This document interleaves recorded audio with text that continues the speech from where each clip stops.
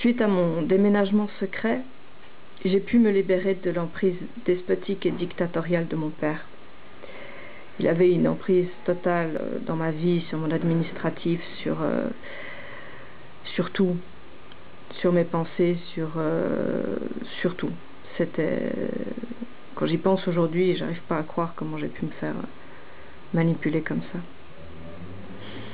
Et en fait, loin de lui, de ces emprises mentales et des manipulations, menaces qui me faisaient tout le temps, et j'ai pu enfin me libérer de ça.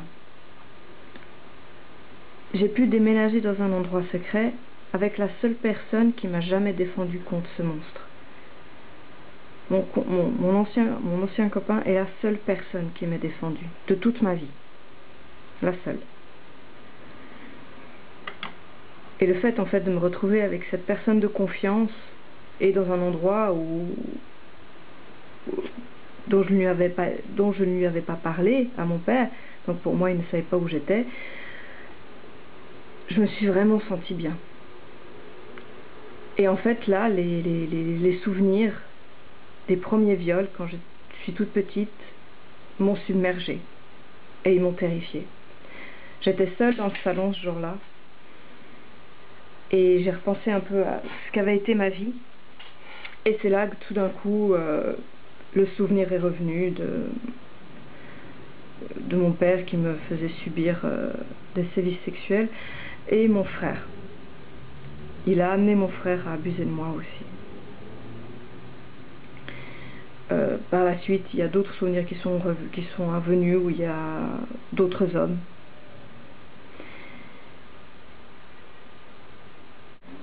En fait, suite à des nombreuses recherches depuis qu'on a été expulsés de l'endroit où on vivait, mon ami et moi, j'ai compris par l'intervention de ses amis, on va dire ça comme ça, qui faisaient partie d'une sorte de réseau, de mafia pédophile ou quelque chose comme ça. Et j'ai également compris, d'après les discussions que j'ai eues avec ma mère avant qu'elle m'agresse, que apparemment ça faisait partie de la tradition familiale, que ma mère, en quelque sorte, a été vendue à mon père. Ma mère a aussi subi des viols dans sa famille, de la part du prêtre, de la part du médecin, de la part de son père, etc. Enfin, mais pour vous dire, il y a beaucoup de gens qui sont impliqués dans cette histoire. Il y a un médecin de famille,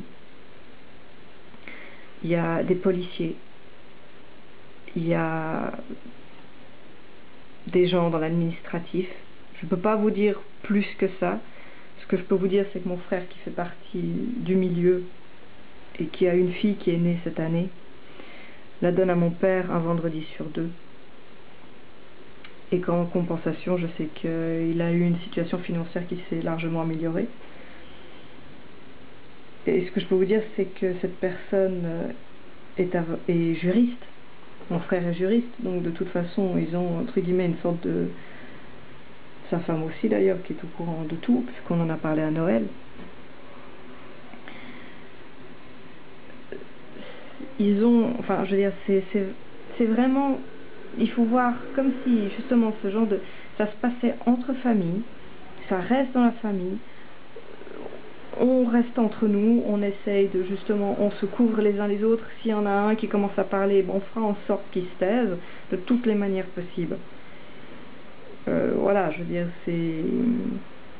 Je vous raconte pas le nombre d'accidents, de motos, de voitures, les agressions, les menaces, enfin, c'est les bâtons qu'on vous met dans les roues, c'est incroyable.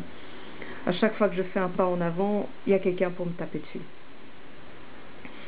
Comme actuellement d'ailleurs avec le procureur, je vous ai mis un message, sur le site qui vous explique que le procureur qui me convoque suite à ma plainte, pour avoir des précisions, m'interdit, évidemment verbalement parce qu'il n'a pas été d'accord de le faire par écrit, que j'ai une toute autre présence lors de cet entretien. C'est-à-dire que je suis censée me retrouver seule avec 2 hommes, un greffier et le procureur, dans une salle fermée alors que je suis une victime de viol.